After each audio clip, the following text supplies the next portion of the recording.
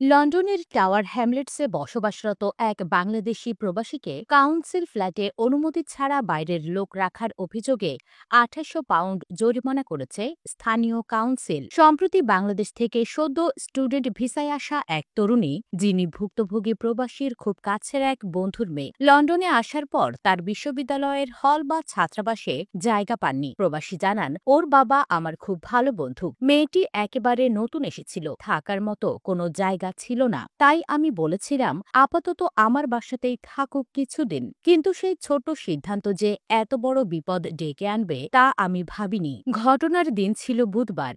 হঠাৎ সকাল ৭টা ৩০ মিনিটে দরজায় নক হয়। আমি ভাবলাম হয়তো পোস্টম্যান। দরজা খুলতেই দেখি দুইজন কাউন্সিল অফিসার দাঁড়িয়ে। তারা বলেন এটা রুটিন ইন্সপেকশন। আমি অবাক হলেও ভদ্রভাবে ভেতরে আসতে দেই। এরপর শুরু হয় বাসার প্রতিটি কক্ষ তল্লাশি। তারা প্রশ্ন করেন বাসায় আর কে কে থাকে। ওই তরুণীকে দেখে তারা সরাসরি জিজ্ঞেস করেন, আপনি এখানে থাকছেন কেন, আপনার ভিসা স্ট্যাটাস কি? ওই তরুণী তার পাসপোর্ট দেখান। অফিসাররা ছবি তুলে নেন ও নোট নেন। এরপর বলেন আমরা তদন্ত করে আপনাকে জানাবো বলে চলে যান। এর ৪ দিন পর একটা চিঠি আসে। খুলে দেখা যায় জরিমানা ২৮০০ পাউন্ড। চিঠিতে পরিষ্কারভাবে লেখা, কাউন্সিল প্রপার্টির শর্ত অনুযায়ী বাসায় অতিরিক্ত ব্যক্তি রাখা সম্পূর্ণরূপে বেআইনি, বিশেষ করে এমন কেউ যার আলাদা বাসস্থান নেই বা যিনি সাময়িকভাবে আসেননি। ওই প্রবাসী বলেন, আমি কাউকে ভাড়া দেইনি, টাকা নেইনি, আমি শুধু বন্ধু হিসেবে একজনের মেয়েকে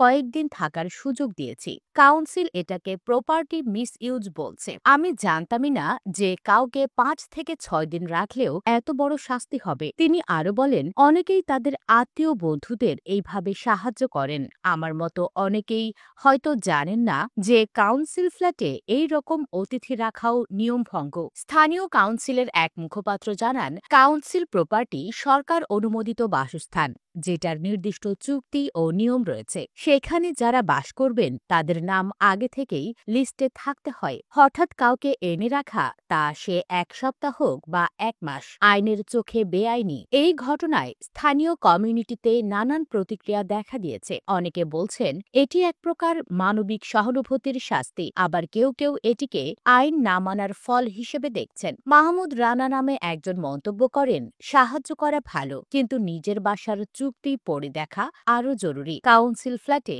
নিয়ম অনেক কঠিন। অপরদিকে রুবিনা সুলতানা নামের এক অভিভাবক লেখেন, এই ঘটনাটি খুবই দুঃখজনক। একটা মেয়েকে ২-৪ দিন আশ্রয় দেওয়াতেই এত বড় জরিমানা, এটা বরং মানুষকে নির্দয় করে তুলবে। তবে এ ঘটনাকে কেন্দ্র করে বিশেষজ্ঞরা বলছেন, কাউন্সিল বাসায় বসবাসকারীদের অবশ্যই তাদের চুক্তি ভালোভাবে পড়ে দেখা উচিত। কাউকে সাময়িক আশ্রয় দিতে হলেও কাউন্সিলকে জানানো এবং লিখিত অনুমতি নেওয়া প্রয়োজন।